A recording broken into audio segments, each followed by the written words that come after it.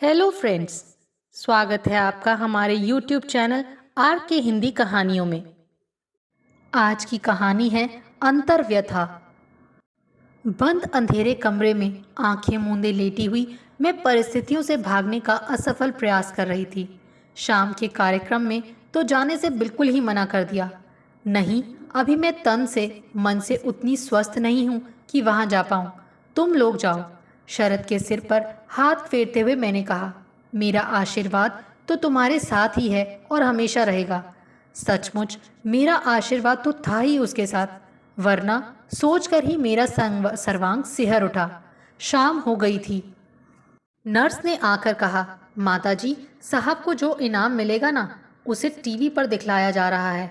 Madam ने कहा है कि आपके कमरे का टीवी ऑन कर दूं, और बिना उत्तर की प्रतीक्षा किए वो टीवी ऑन करके चली गई। शहर के लोकल टीवी चैनल पर शरद के पुरस्कार समारोह का सीधा प्रसारण हो रहा था। मंच पर शरद शहर के गणमान्य लोगों के बीच हंसता खिलखिलाता बैठा था। सुंदर तो वो था ही, पूरी तरह यूनिफॉर्म में लैस उसका व्यक्तित्व पद की गरिमा और कर्तव्य परायणता के तेज से दिप दिप कर रहा था। मंच के पीछे एक बड़े से पोस्टर पर शरद के साथ साथ मेरी भी तस्वीर थी। मंच के नीचे पहली पंक्ति में रंजन जी, बहू, बच्चे सब खुशी से चहक रहे थे। लेकिन चाहकर भी मैं वर्तमान के इस सुखद वातावरण का रसास्वादन नहीं कर पा रही थी। मेरी चेतना ने जबरन खींचकर मुझे 35 साल पीछे पीहर के आंगन में पटक दिया। चारों तरफ गहमा गहमी सजता हुआ मंडप, गीत गाती महिलाएं, पीली धोती में इधर उधर भागते बाबूजी, चिल्लाते चिल्लाते बैठे गले से भाभी को हिदायतें देती माँ, और कमरे में सहेलियों के गूंजते ठहाके के बीच मुस्कुराती, अपने आप पर इठलाती सजी सवरी मैं। अंतिम बेटी की शादी थी घर की। फिर विनय जी तो मेरी सुंदरता पर रीझ अपने भैया भाभी के विरुद्ध जाकर बिना दान दहेज के ये शादी कर रहे थे। इसी कारण बाबूजी लेन देन में, स्वागत सत्कार में कोई कोर कसर नहीं छोड़ना चाहते थे। शादी के बाद 2-4 दिन ससुराल में रहकर मैं विनय जी के साथ ही जबलपुर आ गई। शीघ्र ही घर में एक नए मेहमान के आने की खबर मायके पहुंच गई। भाभी छेड़ती भी थी, बबुनी कुछ दिन तो मौज मस्ती करती, कितनी हड़बड़ी है मेहमान जी को। सचमुच विनय जी को हड़बड़ी ही थी। हमेशा की तरह उस दिन भी सुबह सैर करने निकले। बारिश का मौसम था। बिजली का एक तार खुला गिरा था सड़क पर, पैर पड़ा और क्षण भर में सब कुछ खत्म। माता पिता जिस बेटी को विदा करके उऋण ही हुए थे, उसी बेटी का भार एक अजन्मे शिशु के साथ फिर उन्हीं के सिर पर आ पड़ा। ससुराल में सास ससुर थे नहीं, जेठ जेठानी वैसे भी इस शादी के खिलाफ थे। क्रियाक्रम के बाद एक तरह से जबरन ही मैं वहां जाने को मजबूर थी। सुंदरता नहीं काल है, ये एक को ग्रस गई। पता नहीं अब किस पर कहर बरसाएगी। हर रोज उनकी बातों के तीक्ष्ण बाण मेरे शत विक्षत हृदय को और विदीर्ण करते। मन तो टूट ही चुका था, शरीर भी एक जीव का भार वहन करने से चुक गया। 7वें महीने ही 1.25 किलो के अजय का जन्म हुआ। जेठ साफ मुकर गए। 7वें महीने ही बेटा जना है। पता नहीं विनय का है भी या नहीं। एक भाई था, वो भी गया। अब और किसी से मेरा कोई संबंध नहीं। सब ये समझ रहे थे कि हिस्सा ना देने का ये एक बहाना है। कोर्ट कचहरी करने का ना तो किसी को साहस था, और ना ही कोई मुझे अपने को मल्हाए से 7 माह से बच्चे के साथ वहाँ घृणा के माहौल में भेजना चाहता था। 1 साल तो अजय को स्वस्थ करने में ही लग गया। फिर मैंने अपनी पढ़ाई की डिग्रियों को खोज खोज कर निकाला। पहले प्राइमरी, बाद में मिडिल स्कूल में पढ़ाने लगी। मायका आर्थिक रूप से इतना सुदृढ़ भी नहीं था कि हम 2 जान बेहिचक आश्रय पा सकें। महीने की पूरी कमाई पिताजी को सौंप देती, वो भी जानबूझकर पैसा भाइयों के सामने लेते, ताकि बेटे ये ना समझें कि बेटी भार बन गई है। अपने जेब खर्च के लिए घर पर ही ट्यूशन पढ़ाती। माँ की सेवा का असर था कि अजय अब डोल डोल कर चलने लगा था। इसी बीच मेरे स्कूल के प्राध्यापक थे, जिनके बड़े भाई प्यार में धोखा खाकर आजीवन कुंवारे रहने का निश्चय कर जीवन व्यतीत कर रहे थे। छत्तीसगढ़ में एक अच्छे पद पर कार्यरत थे। उन्हें सहयोगी ने मेरी कहानी सुनाई। वो इस कहानी से द्रवित हुए या मेरी सुंदरता पर मोहित हुए, पता नहीं, लेकिन आजीवन कुंवारे रहने की उनकी तपस्या टूट गई। वो शादी करने को तैयार थे, लेकिन अजय को अपनाना नहीं चाहते थे। मैं शादी के लिए तैयार ही नहीं थी। अजय को छोड़ना तो बहुत बड़ी बात थी। माँ बाबूजी थक रहे थे, वो असमंजस में थे। वो लोग मेरा भविष्य सुनिश्चित करना चाहते थे, भाइयों के भरोसे बेटी को नहीं रखना चाहते थे। बहुत सोच समझकर उन्होंने मेरी शादी का निर्णय लिया।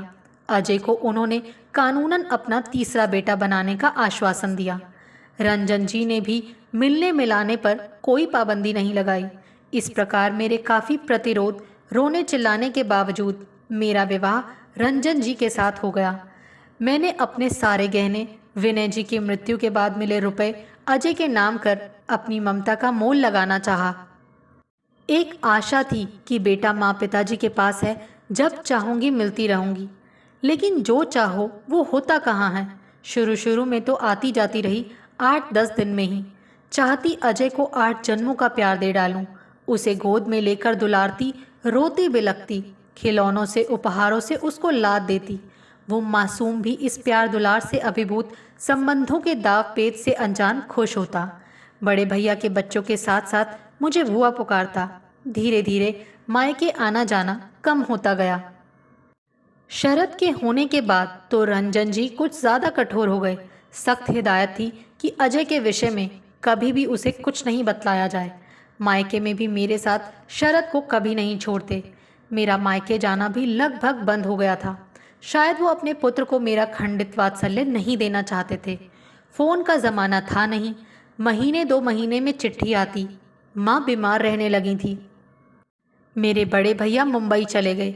छोटे भाई अनुज की भी शादी हो गई और जैसी उम्मीद थी उसकी पत्नी सविता को 2 बड़े बूढ़े और एक बच्चे का भार कष्ट देने लगा।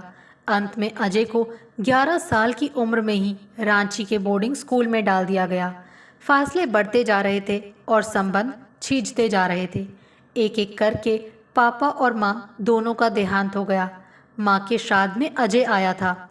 लंबा दुबला पतला, विनय जी की प्रतिमूर्ति।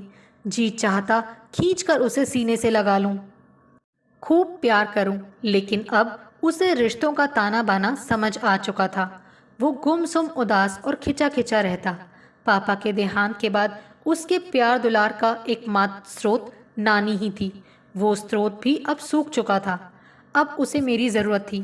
मैं भी अजय के साथ कुछ दिन रहना चाहती थी। अपने स्नेह, अपनी ममता से उसके जख्म को सहलाना चाहती थी। लेकिन रंजन जी के गुस्सैल स्वभाव व जिद के आगे मैं फिर हार गई। शरद को पड़ोस में छोड़कर आई थी। उसकी परीक्षा चल रही थी। जाना भी ज़रूरी था, लेकिन वापस लौटकर एक दर्द की टीस संग लाई थी। इस दर्द का साझेदार भी किसी को बना नहीं पाती। जब शरद को दुलारती, अजय का चेहरा दिखता। शरद को हंसता देखती तो अजय का उदास सूखा चेहरा आंखों पर आंसुओं की परत बिछा देता। उसके बाद अजय का आना बहुत कम हो गया। छुट्टियों में भी वो घर नहीं आता। महीने 2 महीने में अनुज, मेरा छोटा भाई, ही उससे भेंट कर आता। वो कहता, दीदी मुझे उसकी बातों में एक अजीब सा आक्रोश महसूस होता है, कभी सरकार के विरुद्ध, कभी परिवार के विरुद्ध और कभी समाज के विरुद्ध। इस महीने जब उससे मिलने गया था, वो कह रहा था, मामा, जिस समाज को आप सभ्य कहते हैं ना, वो एक निहायत ही सड़ी हुई व्यवस्था है। यहाँ हर इंसान दोगला है। बाहर से अच्छाई का आवरण ओढ़कर भीतर ही भीतर किसी का हक, किसी की जायदाद, किसी की इज्जत हथियाने में लगा रहता है। मैं इन सब को बेनकाब कर दूंगा। ये आदिवासी लोग भोले भाले हैं।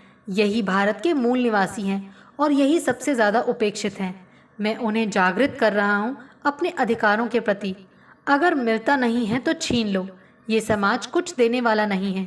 प्रगति के उत्थान के नाम पर भी इनका दोहन ही हो रहा है। इनके साथ साथ जंगल, जो इनका आश्रयदाता है, जिस पर ये लोग आर्थिक रूप से निर्भर हैं, उसका व उसमें पाई जाने वाली औषधियों, वनोपाज, सबका दोहन हो रहा है। अगर यही हाल रहा तो ये जनजाति ही विलुप्त हो जाएगी। मैं ऐसा होने नहीं दूंगा। अचानक एक दिन खबर आई कि अजय लापता है। अनुज ने उसे ढूंढने में जी जान लगा दी। मैं भी एक सप्ताह तक रांची में उसके कमरे में डटी रही। उसके कपड़े, किताबें सहेजती, उसके अंतस की था तलाशती रही।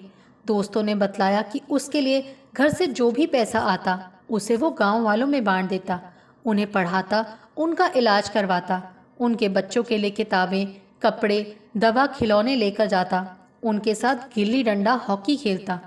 अपने परिवार से मिली उपेक्षा, माता पिता के प्यार की प्यास ने ही उसे उन आदिवासियों की तरफ आकृष्ट किया।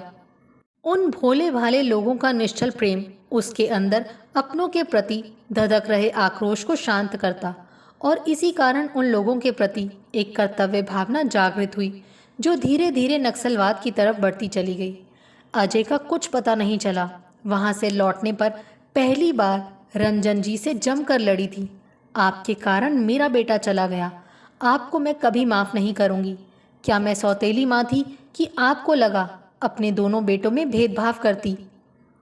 रही बात उसके खर्च की, तो उसके पास पैसों की कभी कमी नहीं थी। उसे केवल प्यार की दरकार थी, ममता की छांव चाहिए थी, वो भी मैं नहीं दे पाई। मेरा आंचल इतना छोटा नहीं था जिसमें केवल एक ही पुत्र का सिर समा सकता था। एक माँ का आंचल तो इतना विशाल होता है कि एक या दो क्या, धरती का हर पुत्र आश्रय पा सकता है। आपको आपके किए की सजा अवश्य मिलेगी।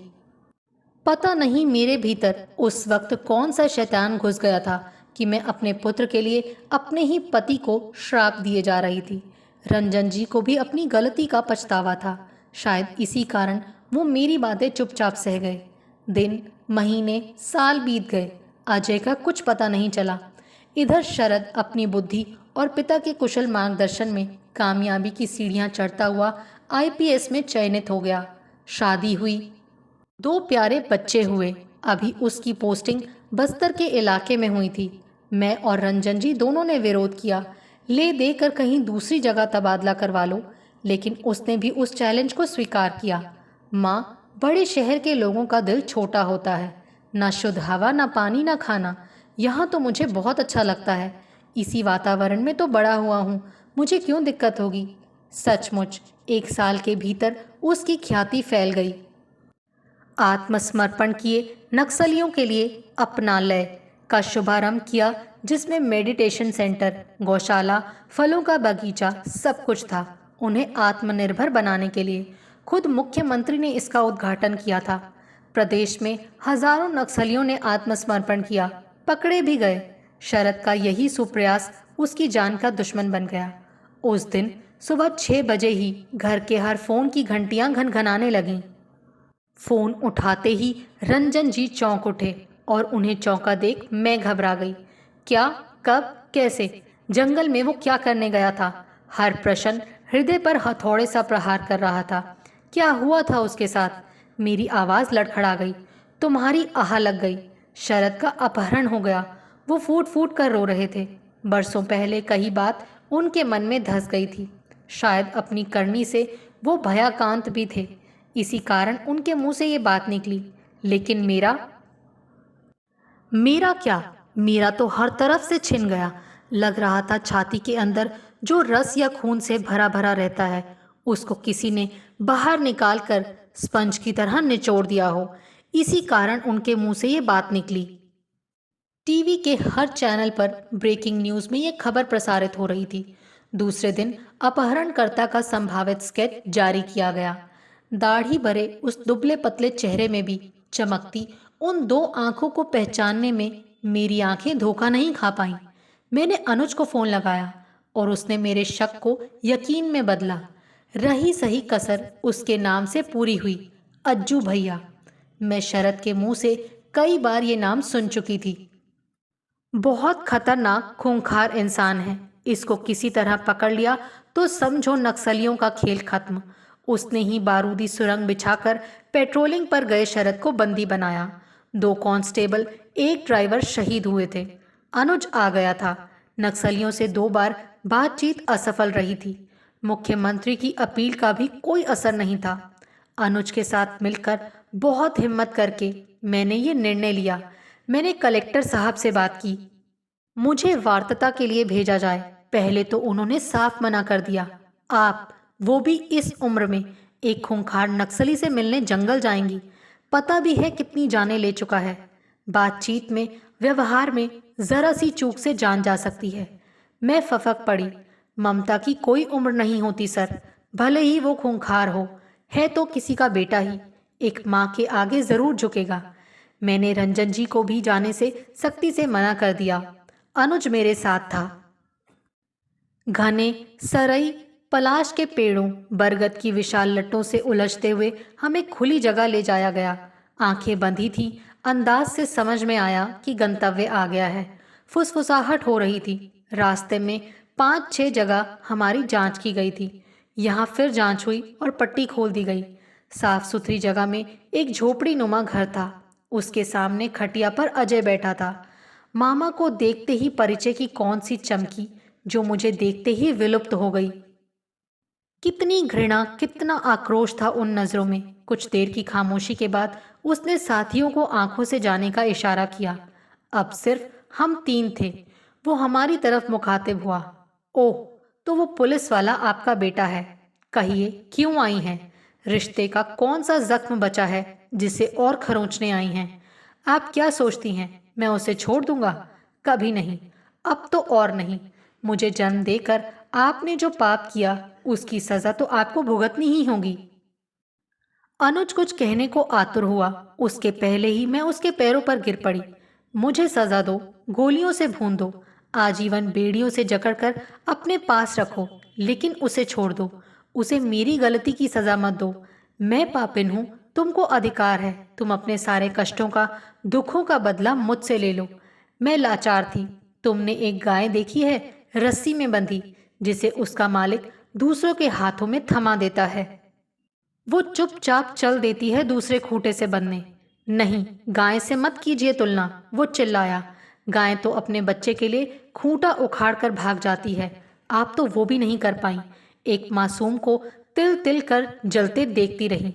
आपने एक पाप किया, मुझे जन्म देकर। दूसरा पाप किया, मुझे पाल पोस कर जिंदा रखने का। ये जिंदगी ही मेरे लिए नर्क बन गई। जिस जिंदगी को आप सवार नहीं सकती थी, उसमें जान फूंकने का आपको कोई हक नहीं था। उसका एक एक शब्द घृणा और तिरस्कार में लिपटा था। मैं गिड़गिड़ाने लगी। मैं कमजोर थी, सचमुच गाय से भी कमजोर। अजय, मेरे बेटे में माफी के काबिल भी नहीं। मैं मरना चाहती हूँ, वो भी तुम्हारे हाथों, तभी मुझे शांति मिलेगी। बेटा, मुझे बंधक बना लो, लेकिन उसे छोड़ दो। वो तुम्हारा भाई है। खबरदार, भाई मत कहना। अगर ये वास्ता दोगी तो अभी जाकर उसे गोलियों से भून दूंगा। वो चिल्लाया। पहली बार उसके मुंह से मेरे लिए अनादर सूचक संबोधन निकले थे। वो तुम्हारा बेटा है, बस इतना ही जानता हूँ। जानते हैं मामा, वो अनुज की तरफ मुड़कर कह रहा था। नाना जी ने पता नहीं क्या सोचकर 15वीं सालगिरह पर दिनकर की रश्मि रथी मुझे उपहार में दी थी। अक्सर मैं जब उदास होता उसे खोल कर बैठ जाता। न जाने कितनी रातों की उदासी को मैंने अपने आंसुओं से धोया है उसे पढ़ते हुए। कुंती कर्ण संवाद तो मुझे कंठस्थ थे।